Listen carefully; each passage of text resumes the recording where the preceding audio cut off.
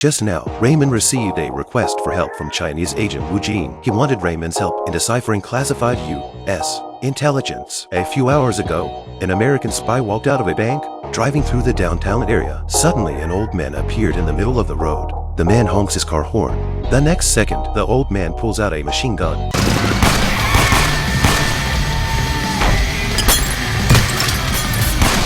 Man killed, the killer took the man's laptop and cut off his palm. This was the fourth American agent that agent Wu Jing had assassinated. They opened the laptop. Inside was an encrypted message. It needed to be unlocked by fingerprints. They put the man's finger on it, but there was another layer of code. They had no choice. Wu Jing could only ask Raymond for help after receiving the commission. Raymond first found Elizabeth. The man who's paying me is called Wu Jing. Perhaps you've heard of him. Formerly, he worked for the Ministry of State Security. He's not officially sanctioned by the Chinese, but unofficially, he's contracted to take out rival agents, American, British. The message likely contains the name of another agent. He decided to take Elizabeth with him to meet Wu Jing and arranged a false identity for Elizabeth. I've already forwarded them your cover. What? What cover? Carolyn Gibbons, PhD in applied physics from MIT. I've told them you're my new encryption specialist. You're asking me to betray the life of an American agent. Listen, this is a guy who the intelligence community has been talking about for decades as if you were a figment. You don't even know if he's real or not. Well, he is real. Very. And I'm giving you the opportunity to grab him. The other side, a group of men infiltrated Elizabeth's house when no one was around. They installed surveillance cameras in all corners of the room. Grab my purse. Well, it was on the counter.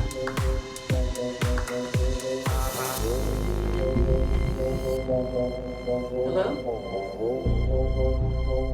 Hey, did you find it? Oh, yeah, sorry. Coming.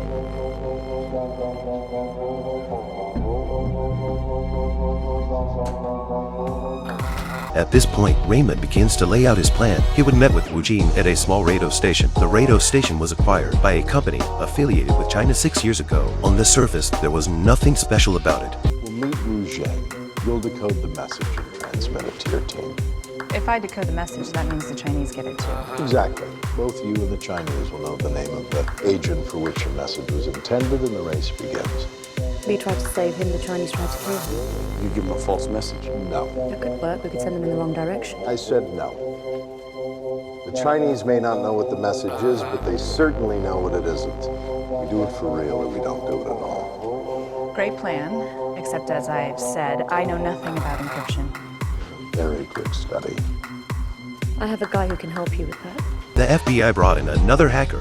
Elizabeth just needs to plug the connector into Wu Jing's computer, and a technician will decode it remotely. The operation begins. Raymond and Elizabeth enter the radio station. Just as they were being inspected, the detector suddenly detects the tracker in Raymond's neck. DARPA tracking chip 8mm tag. I was taken by Somali pirates last March. Spent 3 weeks in a shipping container. First 2 were a nightmare. Third one was actually quite pleasant. If you have a clean razor blade and some morphine, I'll remove it. That won't be necessary. Subsequently, Elizabeth's fingerprint detection data was also successfully intercepted by the FBI. Two people entered the basement without any problems, and immediately afterwards, the FBI lost their signal. The elevator went down for more than 10 minutes before finally reaching Wu Jing's secret base. Elizabeth began preparations according to the original plan, but there was no satellite signal, which meant that even if the decryption was successful, Elizabeth couldn't transmit the information to the outside world in the first place. The only solution now is to use Wu Jing's computer, because only their own system can connect to the outside world. Raymond picked up Elizabeth's cue. He walked over to the monitor. What the hell is that? I swear, if I run into the same trouble I had with you in Hong Kong, in all the years you and I have known each other, I've never put you in a position like this. You know how I conduct my business. I don't need this kind of crap. You assured me this place was secure. It is. Then what the hell is that? That van.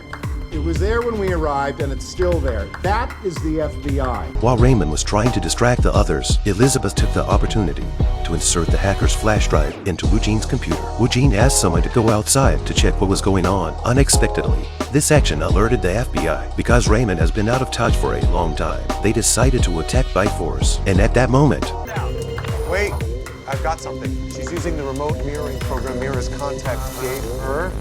Hang on, this isn't her computer. It looks like one of the Chinese sisters. Can you see the CIA message? Yes, sir, and a lot more than that. Downloading now. Okay, all units stand down. I repeat. Stand down. I repeat, all units Stand down. Standing down.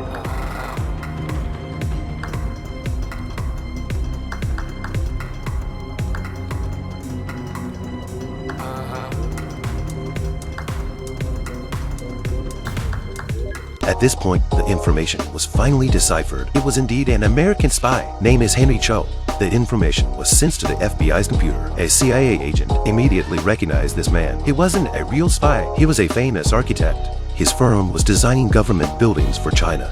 So he used his position and sold the plans to the CIA. For such a traitor, Wu Jin had to get rid of him. Henry Cho, please. It's very important that I speak to him immediately. His brother, Xiaoping, has been in a car accident. He's at our Fairview property with his son. I can...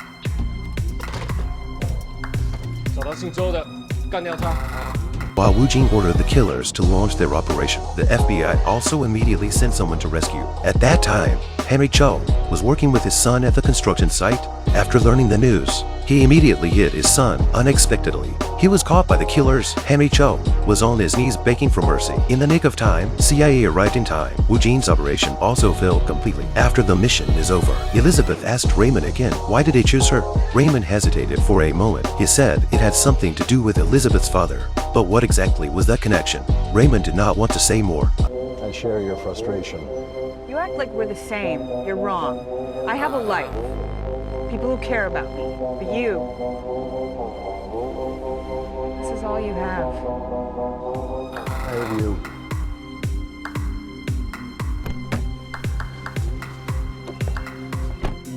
Elizabeth returned to her office, found a ballistics test report on her desk. It turns out that this morning, Elizabeth secretly took her husband's gun and fired a shot. Through the ballistics comparison, she could tell if the gun had killed someone. Then she opened the file and saw. It says, highly confidential, not authorized to see, and the full report was in Donald's possession. Donald handed the report to Harold, the leader.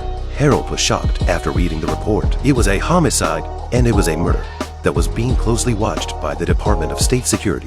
It seems that Elizabeth's husband's identity is quite complicated. At this moment, in a dark corner, a man was also watching everything in Elizabeth's house, and Raymond seems to have identified his next target.